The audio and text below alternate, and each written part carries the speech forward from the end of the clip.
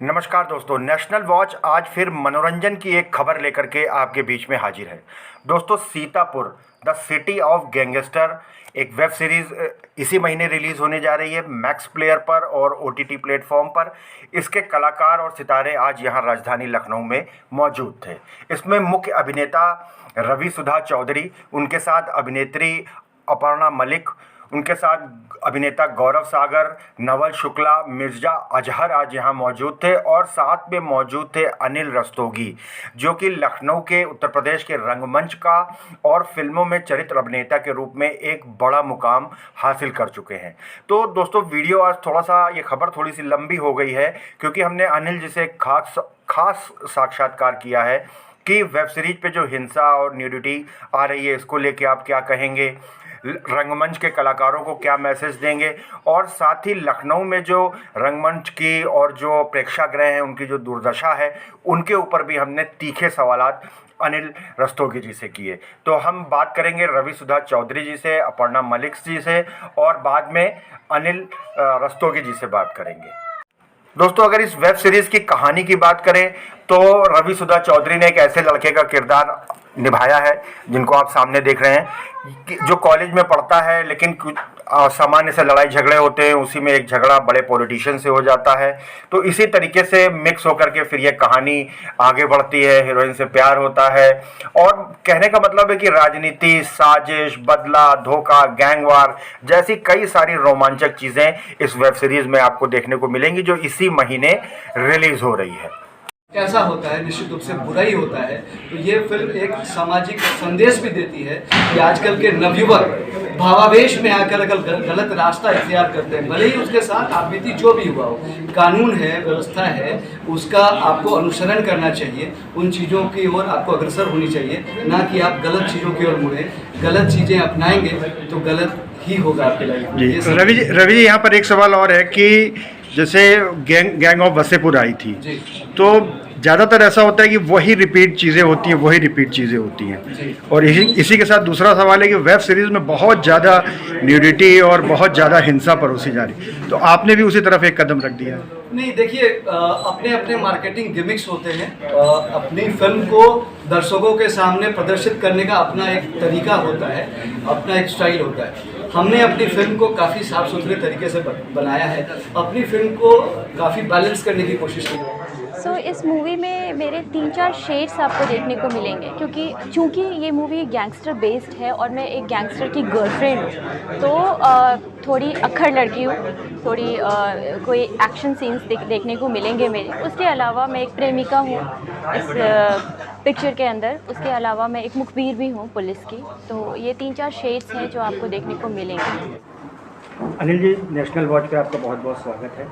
एक नई film Sitapur the city of gangster के साथ आप फिर एक बार आए हैं जी। इस फिल्म के बारे में क्या कहना चाहेंगे? फिल्म बेसिकली सीतापुर, अगर आप पुरानी हिस्ट्री में जाएं तो सीतापुर है, कानपुर है, ये सब इनकी गैंगस्टर्स की हिस्ट्री रही है यहाँ पर। तो उसी पे एक स्टोरी मिली थी रवि सुधा चौधरी को, जिसको उन्होंने फिर मॉडिफाई किया और उन्होंने उसको प्रोड्यूस किया, खुद लीड रोल भी किया है। तो उसमें मैंने एक पॉलिटिशियन का किरदार किया है, और आजकल आप जानते हैं पॉलिटिशियन माने कुछ नेगेटिविटी, पॉजिटिव तो बहुत कम दिखते हैं। तो लेकिन इसमें जो सबसे अच्छी बात जो मैं कहूँगा वो ये है कि OTTs जो आजकल आ गए हैं, उसकी वजह से जो हमारे यंग डायरेक्टर्स हैं, प्रोड्यूसर्स हैं, या जो यंग एक्टर्स हैं, उनको बहुत बड़ी अपॉर्चुनिटी मिल रही है। देखिए क्या है कि जो फिल्में अदरवाइज़ बनती हैं, बड़ी बड़ी बैनर की फिल्में बनती हैं, बड़े बड़े बजट की फिल्में बनती हैं, सैकड़ों करोड़ रुपए उसमें इन्वॉल्व होते हैं। तो उसमें अगर मान लीजिए मैं कुछ करना चाहूँ, मैं कुछ प्रोड्यूस करना चाहूँ, तो मैं मन महसूस करके रह जाता हूँ। तो दैट वे OTT ने एक बहुत बड़ा प्लेटफॉर्म दिया है। मुझे लगता है इसी का इस्तेमाल रवि सुधा चौधरी ने किया, और इन्होंने हिम्मत की। ये अपना एक प्रोडक्शन हाउस इन्होंने बनाया हुआ है, उस प्रोडक्शन हाउस से इनकी दूसरी फिल्म है ये, इसको ये कर रहे हैं। आगे भी इनका प्लान है रवि का फिल्में करने का। और सबसे बड़ी बात ये भी है कि देखिए आज जो बड़ी बड़ी फिल्में जैसे लखनऊ में शूट होती हैं, तो आप देखिएगा जो मेजर कास्ट है वो सब मुंबई से ले आते हैं। तो या तो लखनऊ में उनको एक्टर्स नहीं मिलते हैं, लेकिन ऐसा नहीं है, मुझसे बड़े बड़े डायरेक्टर्स जिनके साथ मैंने काम किया है, चाहे अनुभव सिन्हा जी हों, चाहे तिग्मांशु धूलिया हों, इवन श्याम बेनेगल जी, उनको मानना है कि लखनऊ में बहुत अच्छी टैलेंट है। तो इस बहाने जो ऐसे बैनर से जो फिल्में बनती हैं उसमें लखनऊ के और आसपास के, जैसे ये गौरव लड़का है, गौरव पास के विलेज के पास के शहर का है, तो इन सब लोगों को बड़ी अपॉर्चुनिटीज़ मिलती है और अपनी टैलेंट दिखाने का पूरा मौका मिलता है। तो मैं ये बात तो सही है कि OTT प्लेटफॉर्म जो है वो नए युवाओं को मौका दे रहा है, लेकिन वेब सीरीज पे सेंसर का कोई होल्ड नहीं है, इसलिए ये इस बात से मतलब बिल्कुल आप ठीक कह रहे हैं, ये बात मैं बिल्कुल मानता हूँ और इस बारे में मैं नेशनल चैनल्स पे भी मैं बोल चुका हूँ कि जो भाषा का प्रयोग किया जा रहा है, जो न्यूडिटी दिखाई जा रही है, जो वल्गैरिटी दिखाई जा रही है, उसके बिना भी काम चल सकता है। वही एक बड़ा डायरेक्टर जो है जब फिल्म बनाता है तो उसमें बोल्ड सीन्स को बड़े सजेस्टिव करता है, और जब वो मान लिए कोई वेब सीरीज़ बनाते हैं तो उसमें काफ़ी खुलापन दिखाते हैं। तो ऐसा नहीं है कि उसके बिना काम चल नहीं सकता है।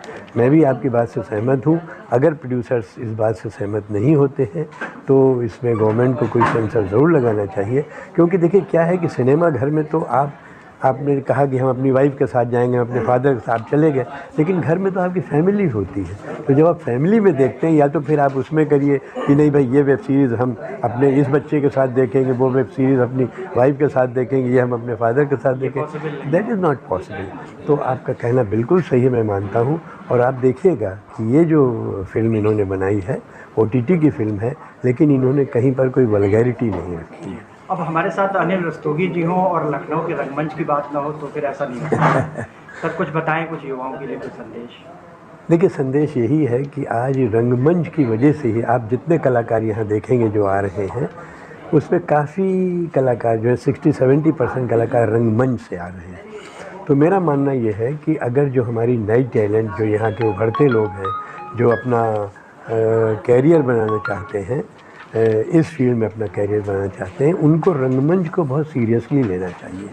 और रंगमंच पे अगर वो सीरियसली काम करेंगे, रंगमंच में सिंसियरली रिहर्सल्स अटेंड करेंगे, अच्छे डायरेक्टर्स के साथ काम करेंगे, डेडिकेशन के साथ काम करेंगे, तो उनके लिए आज बहुत बड़ा स्कोप है। क्योंकि हमने जब थिएटर शुरू किया था उस समय कोई ओपनिंग्स नहीं थी, टेलीविज़न के नाम पे भी सिर्फ दूरदर्शन था और कोई चैनल्स नहीं थे, लेकिन आज बहुत ओपनिंग्स हैं उनके लिए, और जो उनके जीविकोपार्जन का भी साधन हो सकते हैं।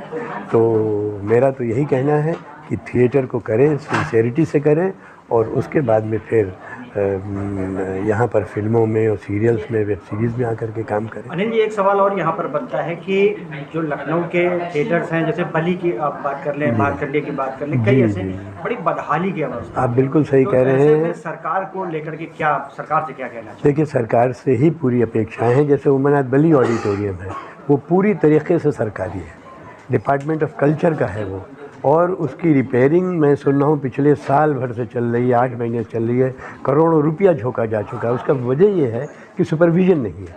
उनको चाहिए कि जो भी कमेटी बनाए उसमें थिएटर के 2-1 लोगों को ज़रूर रखें। देखिए उनको पैसे से कोई मतलब नहीं है, पैसे की डीलिंग वो करें, लेकिन सुपरविज़न में अगर कहीं पर बारे में मेरा कहना ये, जैसे उमनाथ बली है, ये प्योरली सरकारी ऑडिटोरियम है, डिपार्टमेंट ऑफ कल्चर का है। मेश्राम जी ने पर्सनल इंटरेस्ट इसमें थोड़ा लिया है, लेकिन उससे भी काम चलता नहीं। इन लोगों के पास कई डिपार्टमेंट रहते हैं, तो वो भी पूरी देख रेख नहीं कर पाते। मेरा मानना ये है कि इनमें ज़रूर कोई ना कोई थिएटर के लोगों को, 2-3 लोगों को जो एक्सपर्ट्स हैं, जैसे हमारे यहाँ लाइट एक्सपर्ट्स भी हैं, साउंड एक्सपर्ट्स भी हैं, तो उन लोगों को इन्वॉल्व करना चाहिए ताकि वो फीडबैक दे सकें इन लोगों को। उसमें हो ये रहा है, मुझे तो लगता है कि सब पूरा भ्रष्टाचार हो रहा है, लाखों करोड़ों रुपए लगे जा रहे हैं, लेकिन हो नहीं रहा है। मैं स्वयं भारतीय नाट्य अकादमी की कमेटी का मेंबर हूँ, उसके दोनों हालों की भी व्यवस्था ठीक नहीं है, और उसको हम लोग कोशिश कर रहे हैं अध्यक्ष महोदय के साथ मिल करके कि जो उसका थ्रस्ट हॉल है, जो BM शाह हॉल है, उसको पूरी तरीके से इक्विप किया जाए ताकि लोगों को थिएटर करने के लिए वहाँ पर मौका मिल सके। नेशनल वॉच से बात करने के लिए बहुत बहुत धन्यवाद। Thank you.